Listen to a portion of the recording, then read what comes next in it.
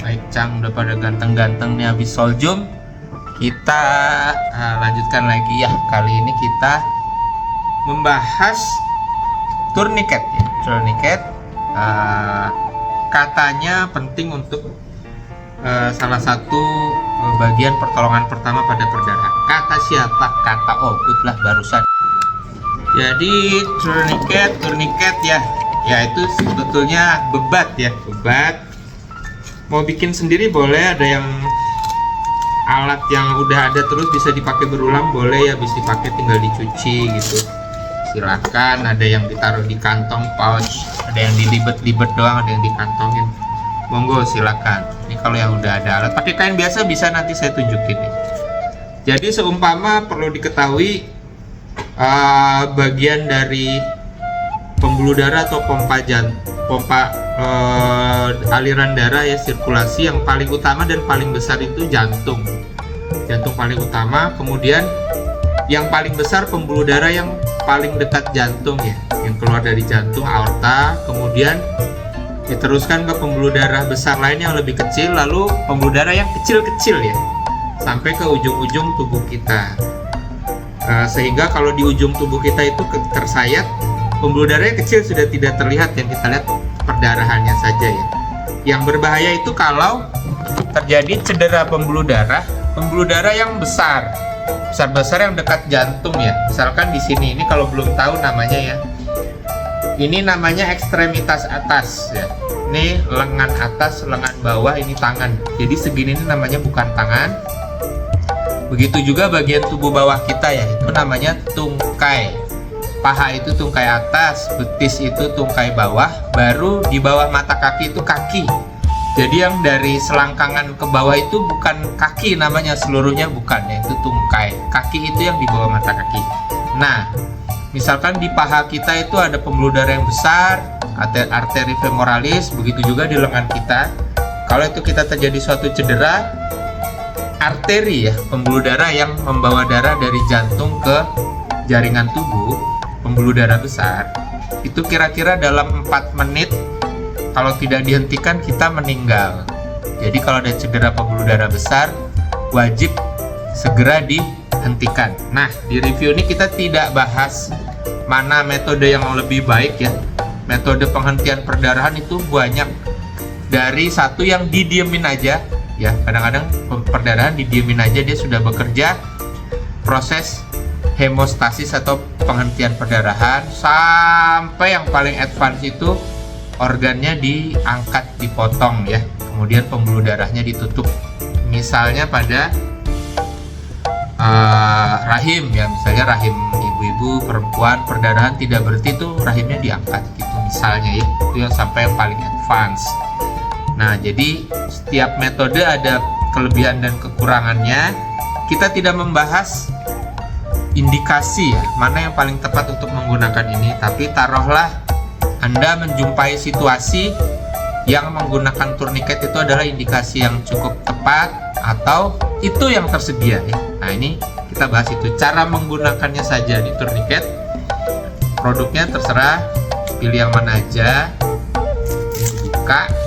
Nah, biasanya dia ada kain panjang gini ya, panjang, kemudian ada batang stick, tongkat. Nanti untuk kain apapun saya ajarin juga, nggak harus pakai alat kayak gini nih, contohnya produk yang udah komersial, udah jadi ya.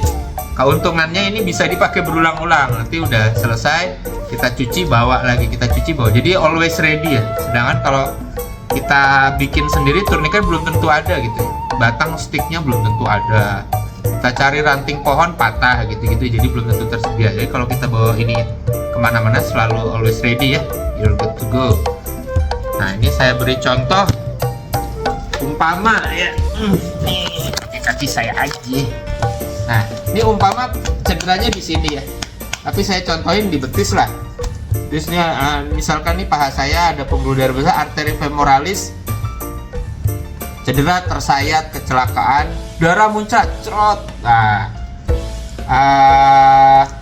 kalau tidak diapa-apain 4 menit saya meninggal. Jadi, nah ini kita buka tourniquet kita, kemudian kita sisipkan gini. Nah, ini ada bakalnya ini kita sisipkan, kita puter. Nah, kira-kira kalau udah pas sampai sekencang mungkin ya, sekencang mungkin. Ini saya contohkan aja, saya tidak terlalu kencang, nanti sakit ya. Nih, terus batangnya ini kita putar sekuat-kuatnya, sekencang-kencangnya sampai perdarahannya berhenti ya. Nah, perdarahannya berhenti, dan usahakan ini ada di misalnya perdarahannya di sini, di distal. Nah, ini penempatan turniketnya di proksimal, di pangkal. Ini hilir, ini hulu ya. Jadi di hulu dari perdarahannya. Kalau di hilirnya perdarahannya keluar terus, ini di hulunya sini. Perdarahannya di sini, kita bebat di sini gitu ya. Dikencangkan sampai perdarahannya berhenti misalnya ya. Lalu, nah ini kita sisipkan di sini udah. Dan ada tindakan lanjutannya, Anda harus dievakuasi oleh teman Anda, dibawa ke rumah sakit dan sebagainya, ditangani.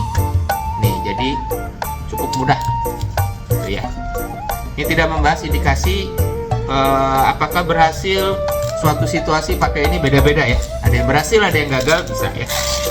Metode penghentian perdarahan ada banyak. Nah, ini misalnya pakai turniket produk komersil. Saya mau contohkan pakai kain biasa, bisa. Bisa. Ini misalnya saya udah pakai baju ya. Baju ini kain lah ya, kain ikat gini, turniket ya. Ini dah. Terus cari batang, umpama saya cuma temukan ini bukan iklan ya, jadi parfum ya. Ditaruh batang di sini,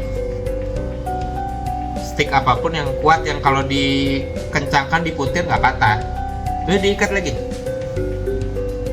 Nah, diikat, udah nih diputir-putir sampai kuat, sampai perdarahannya berhenti ya. Putir ini pakai batang apa aja bisa ya, asal dia kuat gitu. Nah, mencari in real life pada saat kita cedera, mencari batang yang kuat ini untuk membuat turniket sulit ya teman-teman. Jadi pertimbangkan ya, nggak bawa produk turniket komersil nggak apa-apa juga.